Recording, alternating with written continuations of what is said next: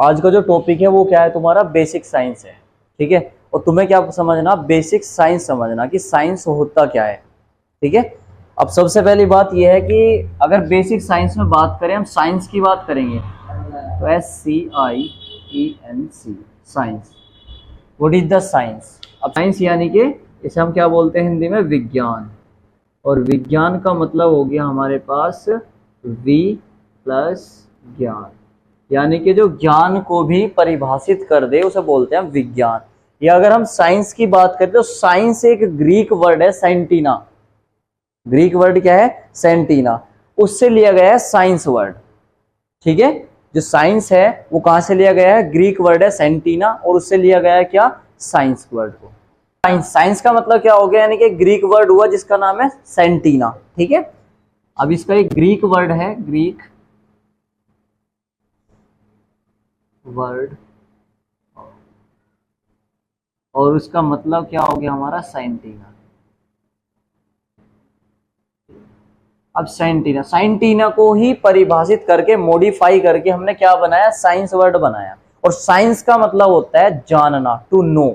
मतलब इसका जो ग्रीक वर्ड है सेंटीना का मतलब होता है टू नो, इट मीन्स जानना। इट मीन्स साइंस के अंदर हम क्या करते हैं, हम जानते हैं कि ये फैन क्यों घूम रहा है, या हम आपको दिखाई क्यों दे रहे हैं, या मैं इस बोर्ड पर लिख रहा हूं तो ये क्यों लिखा जा रहा है, और इसको राइट किया फिर इसको रफ भी कर दिया, ये रफ क्यों हो गया। ये सब कुछ इस यूनिवर्स में जितने भी फिनोमिनॉन हो रहे हैं उसके पीछे का रीजन, व्हाई, क्यों, कब, कैसे वाले जो क्वेश्चन होते हैं उनका सॉल्यूशन देता है साइंस। ठीक है, अब साइंस का क्या हो गया, अब इसका मतलब हो गया to know. To know it means जानना, इस नेचर को जानना, वो क्या हो गया हमारा साइंस। ठीक है, अब साइंस की 3 ब्रांच है, क्योंकि इस नेचर में तो बहुत कुछ चीजें हैं, इस नेचर में बहुत कुछ चीजें हैं। अब बहुत कुछ चीजें हैं तो इसको साइंस को हमने 3 ब्रांचेस में डिवाइड कर दिया। पहली ब्रांच, फिर हमने दूसरी ब्रांच बनाई, और 3 ब्रांच हमने बना दी यहां पर। अगर हम पहली ब्रांच की बात करें तो पहली ब्रांच बनाई हमने बायोलॉजी, जिसे हम बायो भी बोल देते हैं, बायोलॉजी। और बायोलॉजी को हम बोलते हैं जीव विज्ञान, जीव विज्ञान। सही है, इट मीन्स जिसमें जीवों के बारे में, यानी कि जिनमें लिविंग नॉन लिविंग के बारे में बात होगी उसे क्या बोल दिया हमने, बायोलॉजी। और फिर दूसरी हमने क्या बना दी, केमिस्ट्री। और केमिस्ट्री को बोलते हैं हम रसायन विज्ञान। ठीक है, या रसायन की भी बोलते हैं इसे, इट मीन्स रसायन विज्ञान। और सबसे बढ़िया और हमारी सबकी प्यारी कौन, फिजिक्स। और फिजिक्स को बोलते हैं भौतिक विज्ञान। क्या बोलते हैं इसे, भौतिक विज्ञान, भौतिक विज्ञान। और भौतिक आपको पता ही है, इस संसार में जो सब कुछ है वो भौतिक सुख, यानी कि जो आपको दिखाई दे रहा है, नहीं दिखाई दे रहा, वो भौतिक होता है। ठीक है, अब यहां पर भी इनकी ब्रांचें डिवाइड हुई, यहां पर भी इनकी ब्रांचें डिवाइड हुई। क्या कि जो हमारे पास बायोलॉजी है, बायोलॉजी की 2 ब्रांचें डिवाइड हुई। पहली जूलॉजी, जूलॉजी। ठीक है, और दूसरी ब्रांच डिवाइड होती है हमारी बॉटनी।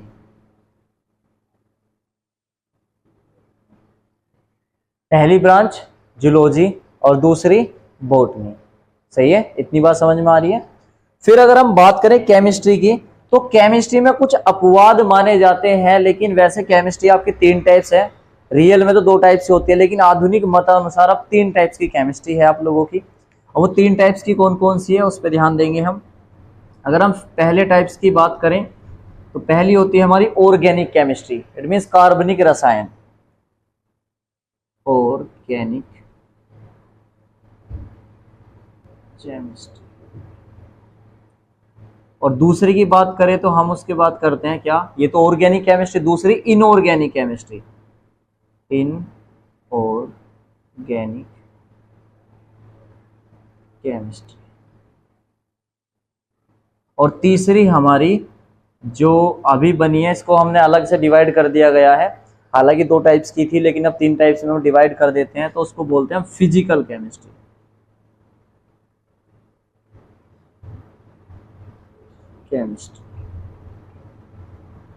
सही है।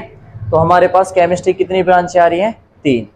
फिर आ जाते हैं हम फिजिक्स पे। अब फिजिक्स वैसे तो देखो एक टाइप्स की थी हमारी क्लासिकल, बट लेकिन अब जो आधुनिक मान्यता यानी कि मॉडर्न के अकॉर्डिंग हम चले तो फिजिक्स भी 2 टाइप्स की होती है। फिजिक्स जो है वो भी 2 टाइप्स की है। एक है तुम्हारी classical physics, classical physics, classical physics, और दूसरी क्या है हमारी? Modern physics. मीन्स जो आपकी दूसरी है वो मॉडर्न या क्वांटम फिजिक्स बोल देते हैं उसे, क्वांटम फिजिक्स। सही है। तो देखो साइंस, पहले साइंस आया हमारे पास क्योंकि हमें साइंस पढ़ना है। और ये एक चीज और है, ये जितना भी मैं पढ़ा रहा हूं देखो, ये तुम्हारे चाहे आप कौन सी क्लास के हो, 9, 10, 11, 12, जिसके पास भी साइंस है उस सभी के लिए इंपॉर्टेंट है ये चीजें। ठीक है। तो साइंस हुआ, साइंस को क्या बोलते हैं? विज्ञान। इट मीन्स जो ज्ञान को, नॉलेज को भी डिफाइन करता है उसे बोलते हैं हम साइंस। ठीक है। और इसका मतलब होता है टू नो यानी कि जानना। और कहां से लिया गया है? ग्रीक वर्ड है सेंटीना, उससे लिया गया है। इससे मतलब उसका मतलब होता है टू नो यानी कि जानना। इट मीन साइंस का मतलब होता है जानना, इस नेचर को जानना। ये इस नेचर में जो भी फिनोमिना हो रहे हैं, जो भी घटना घट रही है उस सबके बारे में जानना क्या है? हमारा साइंस है। ठीक है। आप ये भी बोल सकते हो कि एवरीथिंग इज साइंस। ठीक। या ये बोल सकते हो everything is possible with science, क्योंकि अगर साइंस है तो सभी कुछ पॉसिबल है। ठीक है। अब साइंस की 3 ब्रांचें हो गई, एक बायोलॉजी, केमिस्ट्री और फिजिक्स। तो हम बायोलॉजी के अकॉर्डिंग चलते हैं। अब ये 3 डिवाइडेड क्यों हुई? बायोलॉजी में कौन गया? जीव विज्ञान में कौन गया? देखो एक बार चेक कर लेते हैं। ठीक है, एडिट करनी पड़ेगी यहां से। अब बायोलॉजी, बायोलॉजी की बात करते हैं तो बायोलॉजी में क्या गया? जीव विज्ञान। इट मीन जीव यानी कि जो लिविंग और नॉन लिविंग जिसमें आएंगे वे क्या होंगे? बायोलॉजी के अंतर्गत आए। अब बायोलॉजी के अंदर आए जब, ये इनकी 2 ब्रांचें बनी इसकी भी, जूलॉजी और बोटनी। अब जूलॉजी और बोटनी में किस किस की स्टडी होती है? अलग अलग ब्रांचें क्यों बनी? बायोलॉजी आपकी बन गई थी यानी कि इसके अंदर जो लिविंग और नॉन लिविंग ऑब्जेक्ट है उनके बारे में स्टडी होगी, बट लेकिन यहाँ पर भी जूलॉजी हो गई और बोटनी हो गई। अब ये अलग अलग क्यों हुई? तो देखो याद करने का तरीका समझो आप। जूलॉजी जो मेरा खुद का तरीका है, जूलॉजी, जू किस में होती है? जू किस में होती है? यानी कि ह्यूमन में। ठीक है। जू किस में होती है? जो ह्यूमन होते हैं उनके अंदर होती है। ठीक है। तो इसमें स्टडी किसकी की जाती है? जो लिविंग ऑब्जेक्ट हैं, एनिमल्स वगैरह की। ठीक है। इसकी करी जाती है एनिमल्स वगैरह, एनिमल्स की जो स्टडी होगी तो वो क्या होगी हमारी? उसमें आ जाएगी जूलॉजी, यानी कि जू किस में होती है? एनिमल्स वगैरह में। हम तुम में सब एनिमल्स में आ जाएंगे हम। ठीक है। फिर आता है बोटनी। अब बोटनी तो बोट यानी कि प्लांट्स, जिसमें प्लांट्स की स्टडी होती हो उसे बोलते हैं हम बोटनी। ठीक है। तो जिसके अंदर किसकी स्टडी होगी? प्लांट्स की। प्लांट्स समझ में आ रही है बातें जी? यानी कि जूलॉजी जिसके अंदर एनिमल्स की, और बोटनी जिसके अंदर प्लांट्स की स्टडी होगी। प्लांट्स वगैरह जो होते हैं हमारे, जो उनकी जो पेड़ पौधों की स्टडी जो होती है वो क्या होती है? बोटनी होती है। बोटनी के अंदर आएगी। ठीक है। अब यहां पर इनके जनक यानी कि जो इन्वेंटर हैं, फादर हैं, वे अलग अलग हैं। इट मीन्स अगर हम बात करें बायोलॉजी के जो इन्वेंटर है, फादर ऑफ बायोलॉजी, अगर हम उसकी बात करें तो वो अरिस्टोटल होता है। कौन है? अरिस्टोटल है, जिसको हिंदी में बोल देते हैं क्या? अरस्तु। यानी कि फर्स्ट टाइम जो बायोलॉजी के खोज हुई थी, बायोलॉजी बताई थी, तो वो किसे माना जाता है? अरस्तु को माना जाता है, एरिस्टोटल को माना जाता है। इंग्लिश में बोलते हैं एरिस्टोटल और हिंदी में बोलते हैं अरस्तु को। ठीक है। बट लेकिन 2 ब्रांच है, अब दोनों ब्रांचों के अलग अलग हो गए। बट लेकिन अगर कोई आपसे बायोलॉजी के पूछ रहा है तो क्या बताओगे आप? एरिस्टोटल। क्या बताओगे? एरिस्टोटल यानी कि अरस्तु। बट लेकिन इन दोनों के अलग अलग होते हैं। अब बोटनी के क्या है, हमारे जो बोटनी है उसके एरिस्टोटल ही होते हैं, यानी कि इसके जो फादर ऑफ बायोलॉजी है बोटनी के, वो होता है एरिस्टोटल। और एरिस्टोटल को क्या बोलते हैं हम? अरस्तु। अरस्तु नाम के एक साइंटिस्ट थे, उन्होंने इसकी खोज की थी, यानी कि फादर ऑफ बायोलॉजी कौन है? अरस्तु है, एरिस्टोटल है। ठीक है, इसके भी, बायोलॉजी के भी, ठीक है, पूरी के। लेकिन अगर दूसरी ब्रांच की बात करें, जूलॉजी, अब जूलॉजी के जो फादर ऑफ जूलॉजी है वो उसके कौन है? थियोफ्रस्टस। थियोफ्रस्टस, ठीक है। इसके जो फादर ऑफ बायोलॉजी है वो कौन है? थियोफ्रस्टस, ठीक है, थियोफ्रस्टस, थियोफ्रस्टस,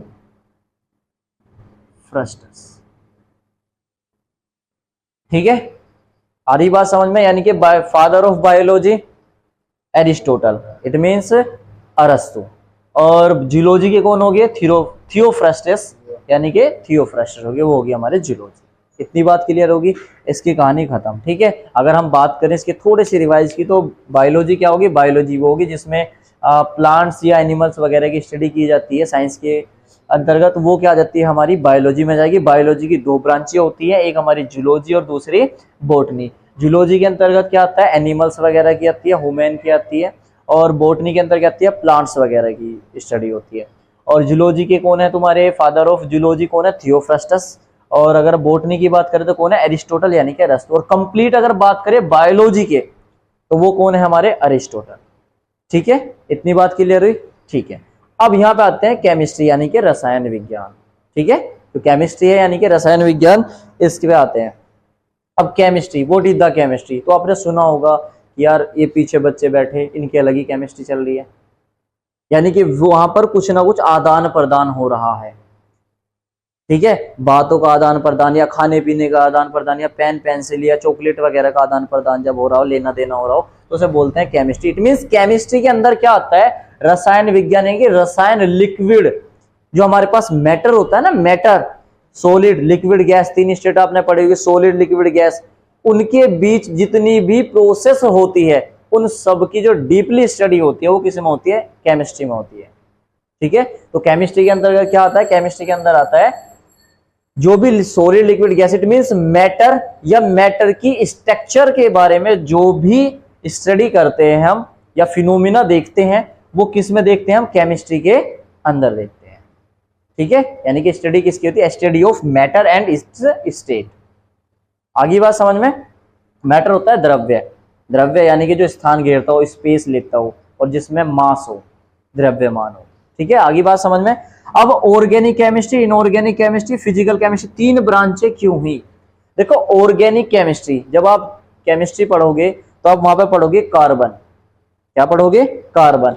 तो जो कार्बन है, कार्बन का एक प्रॉपर्टी है, एक क्वालिटी है, वो चैन बनाता है, ठीक है।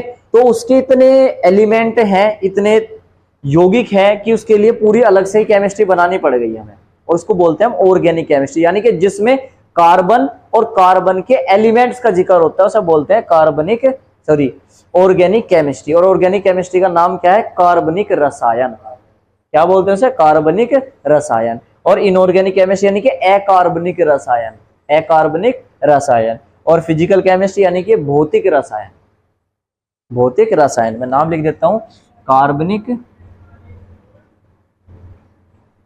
रसायन, इसका दूसरा नाम। और इनऑर्गेनिक कहेगा अकार्बनिक, अकार्बनिक रसायन। और फिजिकल का भौतिक रसायन, भौतिक रसायन। सही है? इतनी बात समझ में आ रही है? इट मींस आप समझ सकते हो। देखो, कार्बनिक यानी कि जिसमें कार्बन और कार्बन से रिलेटेड बातें होती है वो कार्बनिक रसायन होता है। जिसमें कार्बन को छोड़कर और सब एलिमेंट का जिक्र होता है वो क्या होती है? अकार्बनिक रसायन। और सब जितने भी एलिमेंट है उनका जिक्र होता है तो वो क्या होती है? हमारी अकार्बनिक रसायन। और जिसमें न्यूमेरिकल्स भी इंक्लूड हो, जिसमें डेरिवेशन, जब आप पढ़ोगे न्यूमेरिकल टाइप चलेंगे, यानी कि आपको ऐसा लगेगा कि ये फिजिक्स है या केमिस्ट्री, दोनों एक जैसी लगाएगी, तो उसे बोलते हैं भौतिक रसायन। और भौतिक रसायन में क्या होते हैं, न्यूमेरिकल्स होते हैं, ठीक है। यानी कि जब न्यूमेरिकल चलते हैं उसमें क्या आता है, भौतिक रसायन, उसमें फिजिक्स केमिस्ट्री दोनों कंबाइंड चलती है, ठीक। अब father of chemistry, father of chemistry उसे बोलते हैं ए लेवोजियर, ए लेवोजियर, यानी कि जो फादर ऑफ केमिस्ट्री है उसे कौन बोलते हैं, ए लेवोजियर। कौन बोलते हैं, ए लेवोजियर, यानी कि फादर ऑफ केमिस्ट्री, केमिस्ट्री के जनक कौन है, फादर ऑफ केमिस्ट्री। तो मैं यहां लिख देता हूं father, FATH, father of chemistry. Father of chemistry कौन होता है, ए लेवोजियर, ए लेवोजियर,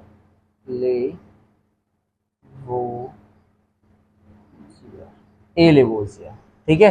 ए लेवासो भी बोल देता है कभी कभी ना कोई, ठीक है। ए लेवासो भी यही है, लेवोजियर और लेवासो यही है, और हिंदी में से बोलते हैं लेवोजियर ही बोलते हैं, ए Lavoisier,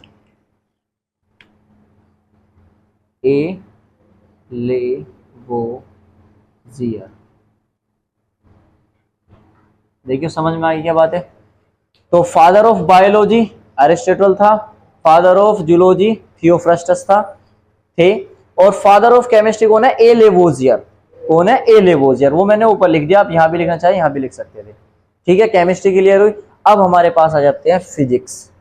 what is the physics, और फिजिक्स है हमारा, जब केमिस्ट्री बायोलॉजी सब आंसर नहीं दे पाते हैं तो फिर फिजिक्स देता है, यानी कि इस यूनिवर्स में जो भी घटना घट रही है, जो भी फिनोमिना घट रहे हैं, किस प्रिंसिपल पे घट रहे हैं, किस रूल पे हो रहे हैं, वो सब कुछ आंसर देता है फिजिक्स, ठीक है, यानी कि भौतिक विज्ञान, सही है। अब यहां पर भी फिजिक्स दो प्रकार की, इसका मतलब होता है नेचर को जानना, नेचर के बारे में सब कुछ जो हो रहा है वो फिजिक्स के अंतर्गत आता है। अब ये होती है टू टाइप्स की, क्लासिकल फिजिक्स और क्वांटम फिजिक्स। और क्वांटम फिजिक्स को मॉडर्न फिजिक्स बोलते हैं, जो अब चल रही है, आधुनिक फिजिक्स, ठीक है। अब ये क्लासिकल फिजिक्स और मॉडर्न फिजिक्स, आपको पता है सबसे पहले अगर फिजिक्स का जिक्र आता है तो आपने आइजैक न्यूटन के बारे में जरूर सुना होगा। न्यूटन की एक न्यूटन थे, वे अपने घर के बाहर बैठे हुए थे, ऊपर से सेब गिरा, कोई बोलता है सेब गिरा है, कोई बोलता है कि अमरूद गिरा था, उनके सिर में लगा, उन्होंने कहा कि ये नीचे क्यों आया, ऊपर क्यों नहीं गया, दिमाग की बत्ती जली और बस सूत्र बना गिरे, ठीक है। ऐसा सुनने में आता है, बताते हैं बच्चे, करते हैं बातें, तो समझ में आया। यानी कि इसके फादर ऑफ फिजिक्स कौन हुए, आइजैक न्यूटन, सही है।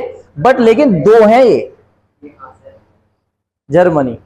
तो जो तुम्हारे दो हैं ये भी क्या है, क्लासिकल फिजिक्स और क्वांटम फिजिक्स, दो हैं, क्लासिकल फिजिक्स और क्वांटम फिजिक्स। तो जाहिर सी बात है दो ही इसके क्या होंगे, जनक होंगे, फादर ऑफ। तो फादर ऑफ फिजिक्स जो होता है क्लासिकल फिजिक्स, अब वे थे तुम्हारे आइजैक न्यूटन। क्या बोलते हैं इसको, आइजैक न्यूटन, आइजैक न्यूटन, क्या होता है ये, आइजैक न्यूटन। अब क्लासिकल फिजिक्स के तो हो गया आइजैक न्यूटन, और अगर हम बात करें मॉडर्न या क्वांटम फिजिक्स की, तो देखो कुछ जो साइंटिस्ट हैं मतानुसार है, उनके मत के अनुसार देखो, कोई मानता है आइजैक न्यूटन को, कोई इसके बाद मानता है गैलीलियो को, गैलीलियो को मानता है, और कोई मानता है अल्बर्ट आइंस्टीन को। सुनना मेरी बात को, कि कुछ विद्वान मानते हैं कि क्लासिकल फिजिक्स या फादर ऑफ फिजिक्स जो है वे आइजैक न्यूटन है, कुछ वैज्ञानिक मानते हैं गैलीलियो को। बट लेकिन बुक में ज्यादातर जो मिलता है, यानी कि अगर हम रेशो करें 100% का रेशो करो तो 70 आइजैक न्यूटन को मानते हैं और 30 मानते हैं हम गैलीलियो को। तो हम बस ये मानते हैं एक मत के अनुसार कि आइजैक न्यूटन ही फिजिक्स के जनक हैं, यानी कि फादर ऑफ फिजिक्स कौन है, आइजैक न्यूटन। और मॉडर्न फिजिक्स जो अब चल रही है तो उसके हुए हमारे अल्बर्ट आइंस्टीन, जो आधुनिक फिजिक्स चल रही है अल्बर्ट आइंस्टीन, ठीक है। तो अल्बर्ट आइंस्टीन,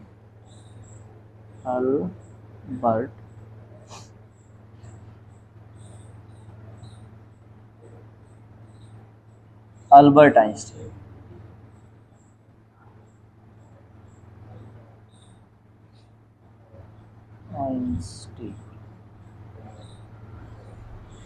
सही है बेटे, इतनी बात समझ में आ गई। अब यहां पर जो क्लासिकल फिजिक्स और क्वांटम फिजिक्स में क्या डिफरेंस है ये भी तो समझो। अब क्लासिकल फिजिक्स आपने सुना होगा कि अगर मान लो कोई क्रिकेटर खेल रहा है तो बोलते हैं कि वाओ क्या क्लासिकल शॉट मारा, देखने लायक।